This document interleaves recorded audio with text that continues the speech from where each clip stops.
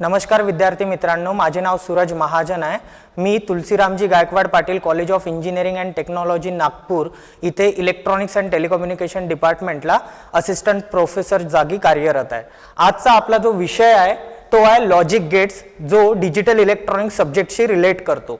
तर logic gates मध्ये आपण आज शिकणार आहोत बेसिक गेट्स। बेसिक गेट्स कोणते असतात, त्यांचं कार्य काय असतं, पण त्याआधी सगळ्यात महत्त्वाचं हे आहे की बेसिक गेट्सचा वापर होतो तरी कुठे। तर सगळ्यात आधी तुम्हाला माहिती आहे की आता जो तंत्रज्ञान चालू आहे म्हणजे टेक्नॉलॉजी जी चालू आहे ती डिजिटल इलेक्ट्रॉनिक्सवर चालू आहे। तर त्यामुळे ते सगळे डिजिटल सर्किट्स जे असतात हे काही बेसिक गेट्सनी म्हणजे 3 प्रकारचे बेसिक गेट्स असतात, त्या 3 प्रकारच्या बेसिक गेट्सनी बनलेले असतात।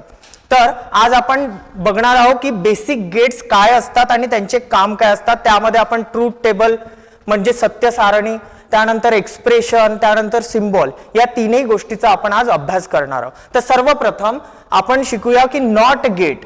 नॉट गेट काय असते, त्यानंतर अँड गेट आणि त्यानंतर ऑर गेट बद्दल शिकूया। ठीक आहे, तर सर्वप्रथम आपण शिकूया नॉट गेट। नॉट गेटचा सिम्बॉल जो असतो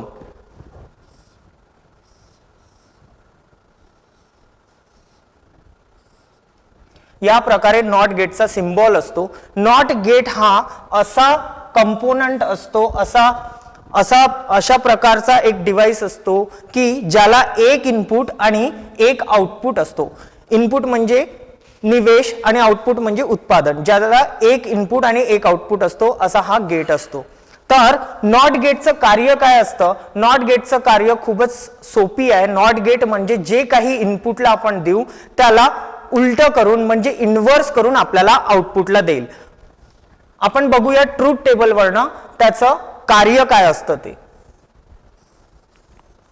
सर्वप्रथम आपण निवेशला म्हणजे इनपुटला ए म्हणून इंडिकेट करू, ए चिन्हाने, आणि आउटपुटला वाय म्हणून इंडिकेट करू।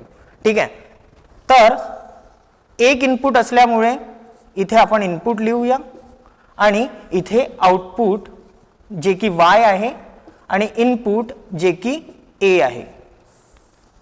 आता एक इनपुट असल्यामुळे आपण दोनच कंडिशन्स त्याला देऊ शकतो। एकतर डिजिटल इलेक्ट्रॉनिक्स मध्ये एकतर आपण 0 देऊ किंवा आपण 1 देऊ। जर आपण 0 हा इनपुटला दिला तर आपल्याला तो उलट करून म्हणजेच इन्व्हर्स करून आउटपुटला देतो, म्हणजे 0 चा आपल्याला मिळतो 1, आणि जर आपण 1 इनपुटला दिला तर आपल्याला तो उलट करून आउटपुटला देतो 0। म्हणजे याचं कार्य काय असतं? याचं कार्य एवढंच असतं की जे आपण इनपुट याला देऊ, आणि इनपुट म्हणजे काय, डिजिटल इलेक्ट्रॉनिक्स मध्ये इनपुट म्हणजे 0 किंवा 1 या दोनच गोष्टी आपण देऊ शकतो, कारण की डिजिटल इलेक्ट्रॉनिक्स मध्ये 0 आणि 1 लाच मान्यता दिलेली असते। तर 0 दिला तर आपल्याला आउटपुट म्हणजे उत्पादनात 1 मिळतो, आणि 1 दिला तर आपल्याला उत्पादनात 0 मिळतो।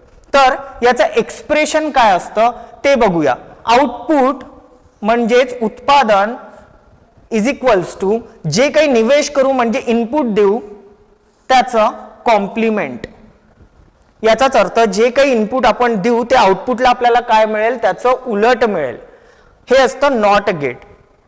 त्यानंतर आपण बघूया, आता वळूया आपण अँड गेट कडे।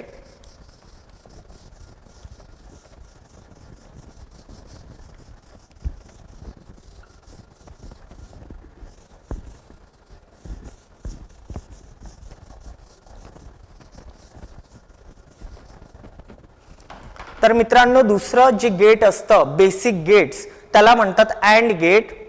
अँड गेट याचा आपण ट्रूथ टेबल नंतर बघूया।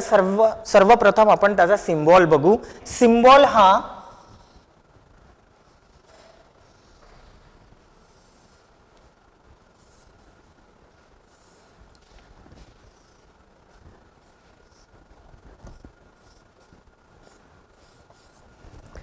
अशा प्रकारे सिम्बॉल असतो अँड गेटचा।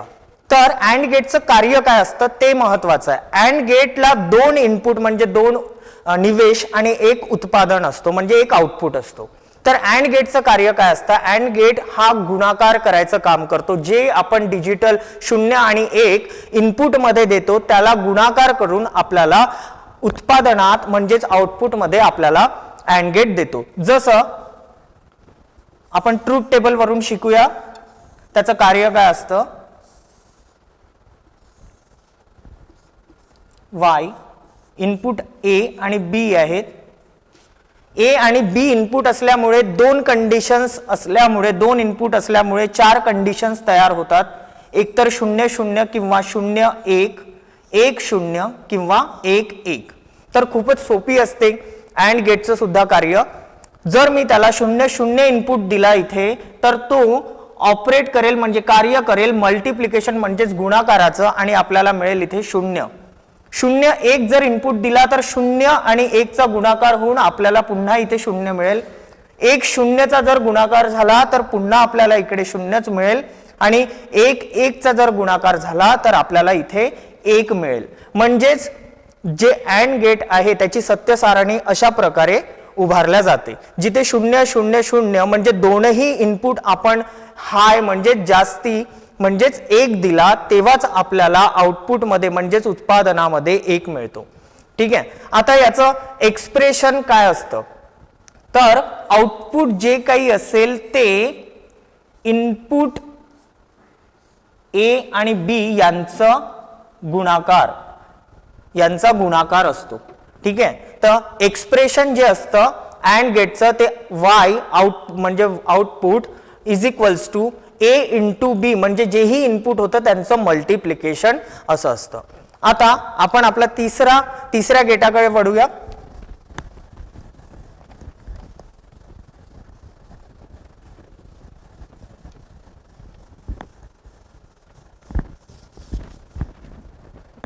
तिसरं गेट म्हणजे ऑर गेट.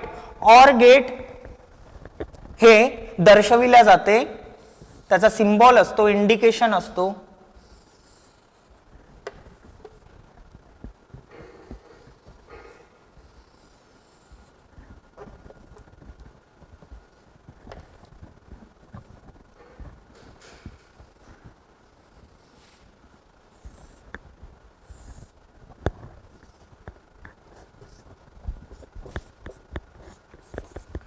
ऑर गेट हे सुद्धा 2 इनपुट म्हणजेच 2 निवेश आणि 1 उत्पादनाचं गेट आहे. याला पण 2 इनपुट आणि 1 आउटपुट असतो. तर ट्रूथ टेबल वरून आपण त्याचं कार्य बघूया.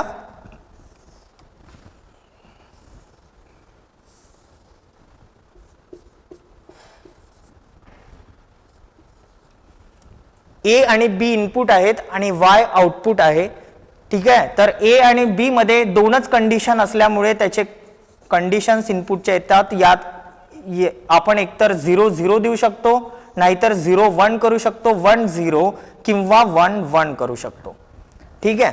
आता यानंतर आउटपुट मध्ये काय मिळेल तर आउटपुट मध्ये ऑर गेटचं कार्य असतं की ते बेरीज करतं म्हणजेच ऍडिशन करतं. 0 + 0 0 0 + 1 1 1 + 0 1 आणि 1 आणि 1.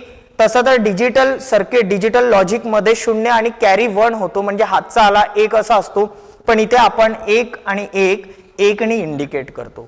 ठीक आहे. तर ही आहे सत्य सारणी ऑर गेटची.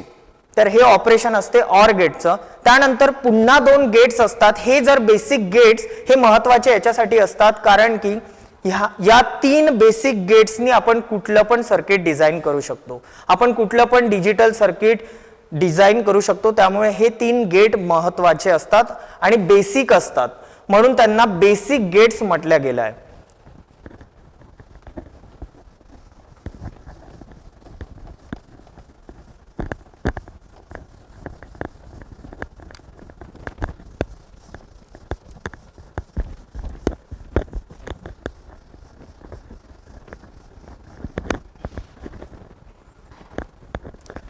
त्यानंतरचे जे गेट्स असतात 2 ज्यांना युनिव्हर्सल गेट्स असे म्हटले जाते तर ते असतात नॅन्ड गेट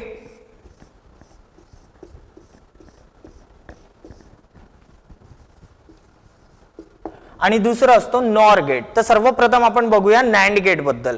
नॅन्ड गेट जर वाचताना आपण असं नॅन्ड वाचलं तर आपल्याला कळणार नाही म्हणून आपण वाचतानाच N for not gate, N म्हणजे नॉट गेट आणि अँड गेट या दोघांचं मिश्रण म्हणजेच नॅन्ड गेट असतं. जर आपण अशा प्रकारे याचं विभाजन केलं तर आपल्याला पूर्ण त्याचं जे कार्य आहे ते खूपच सोप्या पद्धतीने लक्षात येईल. तर नॅन्ड गेट बद्दल बघूया. सर्वप्रथम त्याचं सिम्बॉल काय असते ते बघूया. तर सिम्बॉल म्हणजे नॅन्ड गेट म्हणजे काय असतो, NOT gate plus AND gate. NAND gate म्हणजे नॉट प्लस अँड गेट. तर अँड गेट जे असतं बेसिक गेट त्याचा आपण सिम्बॉल काढूया.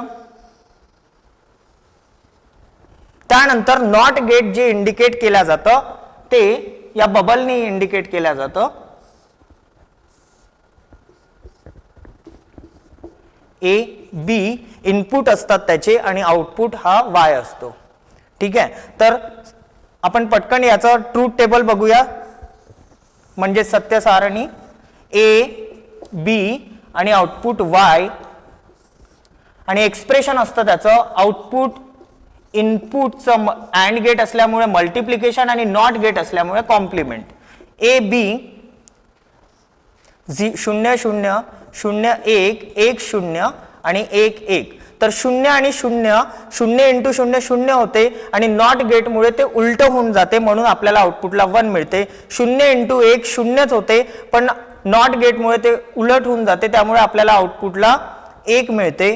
1 0चं पण 1 मिळते आणि 1 1 हा मल्टिप्लाय होईल म्हणजेच गुणाकार होईल आणि त्याचं उत्तर 1 येईल आणि हा नॉट गेट त्याला उलट करून टाकतो त्यामुळे इथे आपल्याला. तर अशा प्रकारे ही नॅन्ड गेटची सत्य सारणी असते. तर थँक्यू सगळ्यांना व्हिडिओ बघितल्याबद्दल धन्यवाद.